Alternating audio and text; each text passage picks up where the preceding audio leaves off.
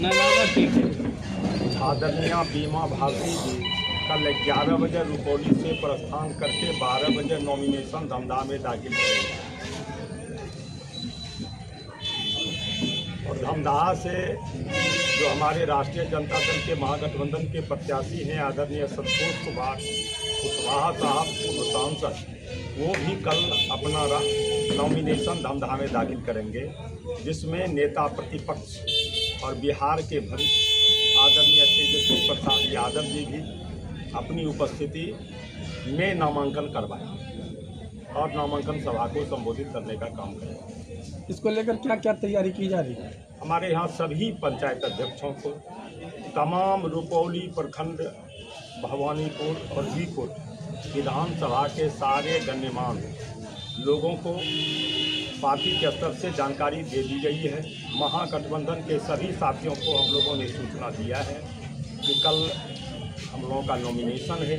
आप सभी गण्यमान्य अभिभावकों से अनुरोध है कि ससमय उपस्थित होकर माननीय बीमा भारती और आदरणीय संतोष कुशवाहा जी के नामांकन के कार्यक्रम में उपस्थित होकर नामांकन को सफल बनाने की कृपा करेंगे। अच्छा, आज का प्रेस कॉन्फ्रेंस माननीय बीमा भारती जी को अटेंड करना चाहिए था। बीमा भारती जी अगर यहाँ उपलब्ध नहीं है, उपस्थित नहीं है, तो क्या वजह है? देखिए, नॉमिनेशन होता है और वो प्रत्याशी हैं, उनको क्षेत्र में बहुत जगह जाना है, बहुत लोगों से मिलना है और अपनी बात रखनी है कि भैया आप लोग आइए। नॉमिनेशन में भी रूठने मनाने का खेल होता है। यदि नहीं जाएंगे तो बहुत सारे जो हमारे सम्मानित कार्यकर्ता हैं वो रूठ जाएंगे, तो उन्हीं के पास वो घूम रही है। उसी के चलते उनकी उपस्थिति आज के इस कॉन्फ्रेंस में नहीं हो पाई।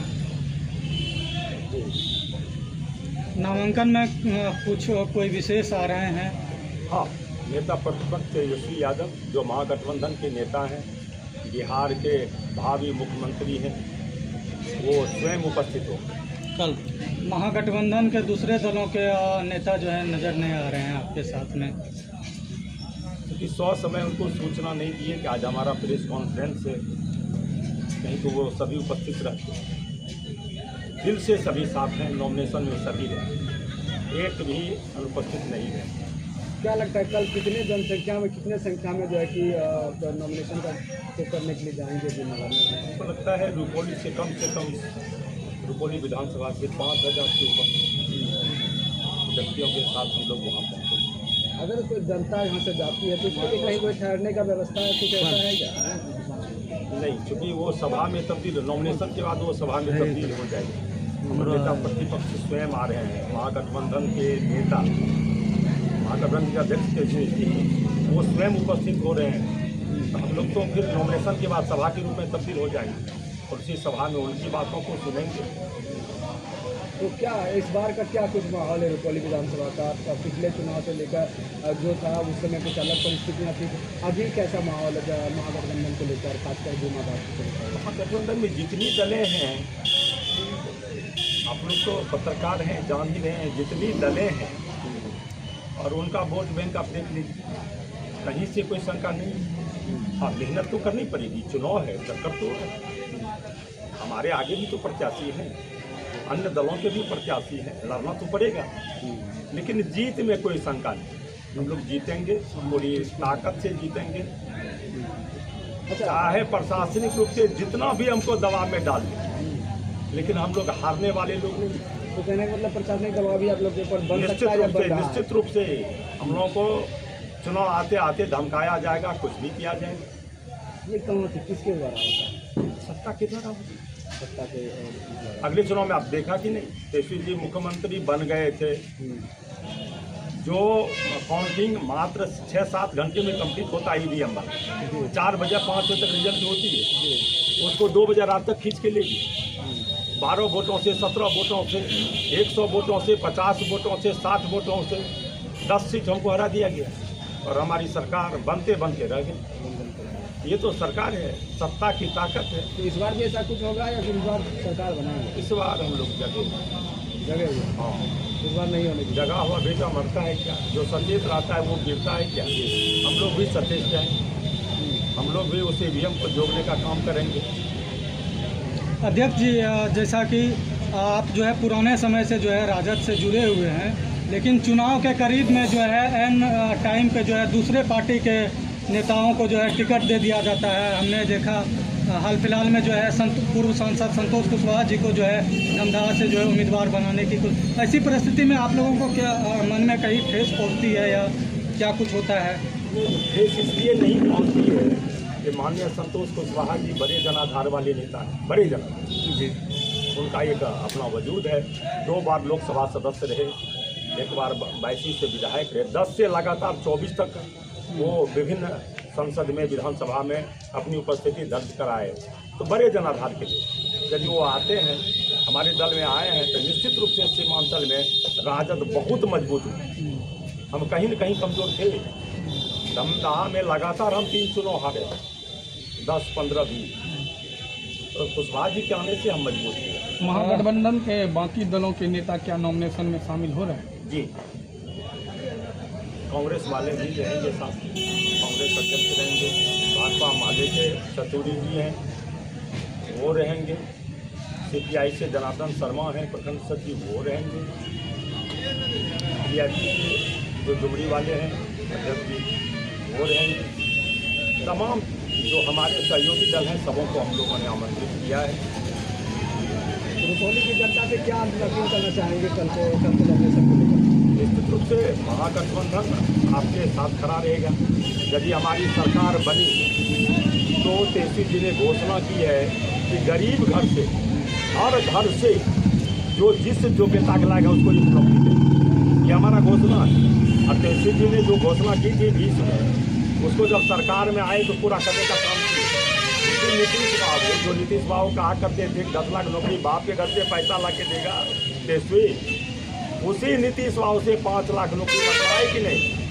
ये है तेजस्वी, युवा है, उसमें काम करने की ताकत है।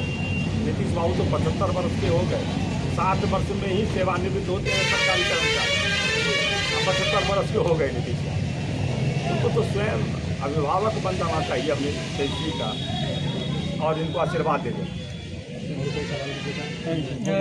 एक सवाल और था कि पूर्व सांसद जो है यहाँ के निर्दलीय वर्तमान सांसद पप्पू यादव जी, उनके तरफ से आप लोगों को कुछ सहयोग हो रहा है या नहीं, चूँकि वो महागठबंधन का जो है वो सपोर्ट करते हैं?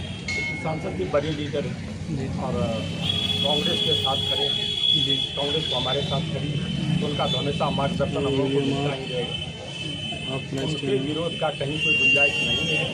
अफवाह फैलती है, अफवाहों पर ध्यान आप लोग मत दीजिए। सांसद पप्पू यादव पूरी तन मन धन ताकत से हम लोगों का सहयोग करें। चलिए, धन्यवाद।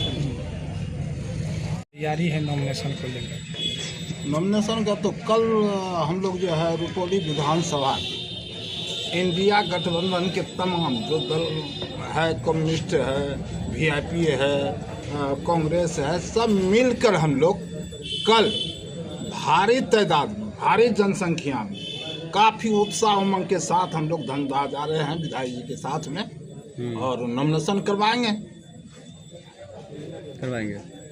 कैसा जन समर्थन रहेगा कल? अच्छा रहेगा, बहुत अच्छा रहेगा जी। ऐसे भी बिहार में जनता का जो है मन बदलाव की ओर है, भारी जी, भारी स्थिति में बदलाव की ओर है। तो वही परिस्थिति जो तेजस्वी यादव वादा किए हैं जनता से, कुछ दिन मौका मिला उनको सरकार चलाने का, तो उसमें 10 लाख में 5 लाख 5.5 लाख का नौकरी दिलवाने का काम किए। फिर सरकार ये पलट गई, नीतीश जी की सरकार भाग गया तो फिर जो है वो बोल रहे हैं, अब वो वादा किए हैं उसका नकल कर रहा है। वो वादा किए कि सुरक्षा पेंशन जो 400 मिल रहा था वो नीतीश कुमार 1100 कर दिए, जबकि वो 1500 किए थे हमारे। और बिजली में 200 यूनिट फ्री की बात किए थे, तो ये 125, जबकि यही बिजली वाला में बोले थे कि ये नौकरी में पैसा कहाँ से लाएगा, 10 लाख बहाल करेगा। ये बिजली वाला पैसा तो इसी मुद्दे पे माफ ही नहीं होगा। इसी मुद्दे पे वोट होगा इस बार? हाँ, इसी मुद्दे पे वोट होगा इस मुद्दे पर भी होगा जी। और माँ बहन योजना जो 2500 रुपया, जो 2500 रुपया महीना में प्रत्येक घर महिला को मिलेगा, और ये जो 10,000 लोग में दिया है, ये पैसा वसूला जाएगा महिला से। ये 2500 टका जो देगा 5 साल अगर सरकार रहेगी या अगले सरकार जो भी आएगी चाहे इन्हीं की रहेगी, ये हट नहीं सकता। 2500 का मतलब हुआ 12 महीना में 30,000 और 5 साल में 1.5 लाख एक घर में एक महिला को फायदा देगा। 1.5 लाख रुपये। क्या परिचय हुआ आपका? मेरा परिचय हुआ श्रीनिवास सिंह यादव। हम अभी नगर प्रखंड अध्यक्ष हैं और पूर्व में 17 साल प्रखंड अध्यक्ष रहे चलिए आरजेडी का।